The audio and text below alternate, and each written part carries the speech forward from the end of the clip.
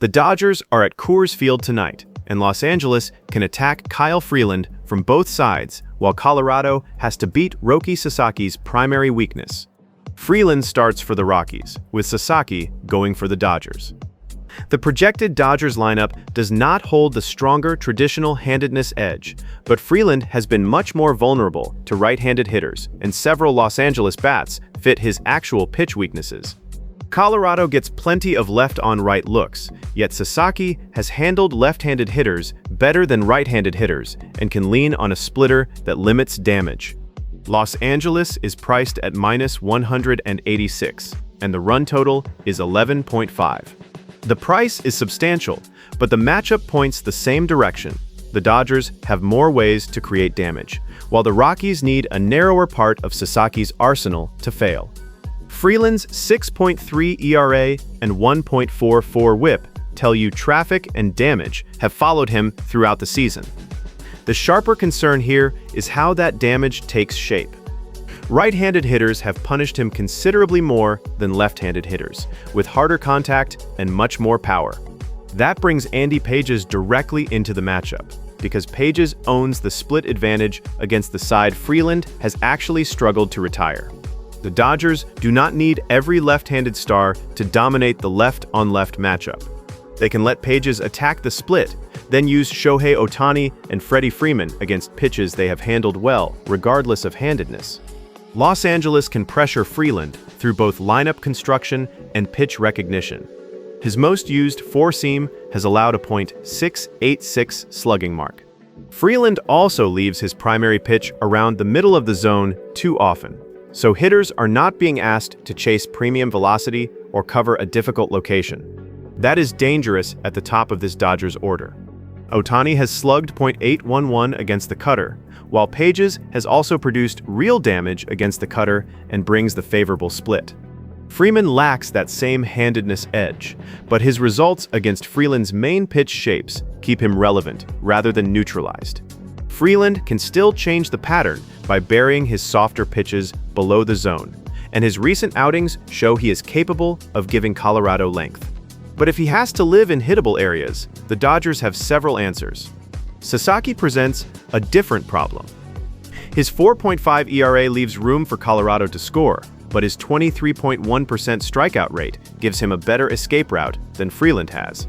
The most used four-seam averages 97.8 miles per hour, and it is also the pitch opponents have damaged most consistently. That is the opening for the Rockies. Their projected left-handed group owns the traditional handedness edge, but Sasaki has actually surrendered more damage to right-handed hitters. Colorado therefore cannot assume the matchup is favorable simply because several bats stand on the opposite side. The Rockies need to win against Sasaki's primary pitch before he can shift the at-bat toward his splitter. Sasaki's four-seam has allowed nearly .600 slugging, while his splitter has been far more effective at cutting off damage below the zone. That gap defines Colorado's night. Jake McCarthy has slugged .584 against the four-seam, and has also handled premium velocity, making him the cleanest fit against Sasaki's primary weakness. Mickey Moniak supplies another power threat against Sasaki's primary pitch, and TJ Rumfield gives Colorado a steadier contact presence against right-handed pitching. The concern is chase. If those hitters expand downward, the splitter can turn favorable counts into weak contact or strikeouts. Colorado has a real counterpunch, especially if Sasaki's command wavers, but it depends heavily on getting hittable pitches in his primary lane and doing damage immediately. That path exists.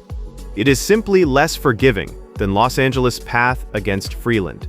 Coors Field already boosts run scoring, and the open-air conditions are hot, with the air slightly adding carry. The wind is not providing a major push towards center field, so the environment supports offense without guaranteeing a power surge. Colorado's bullpen is taxed, which matters if Freeland's pitch problems force an early handoff, while the Dodgers' relief group enters in more manageable condition despite some recent work. The park and bullpen picture widen the Dodgers' margin for offensive pressure more than they rescue Colorado's narrower matchup. The Dodgers have the clearer offensive path, an 11.5 looks reasonable rather than inflated because both starters allow a route to damage, even though Los Angeles owns more of those routes. So if you're turning that read into a card, start with Shohei Ohtani over 0.5 home runs because the cutter gives his power a direct target. Add Andy Page's over 2.5 total bases for the right-handed split against Freeland, and Jake McCarthy over 1.5 total bases as Colorado's best answer to Sasaki's primary pitch. The slip tells a unified story. Dodgers' depth attacking broad weakness, with McCarthy representing the Rockies' clearest counterpunch. For a deeper look at this matchup, or any other game on the slate, you can explore the data and build your own parlays at ParlayBuilder.ai.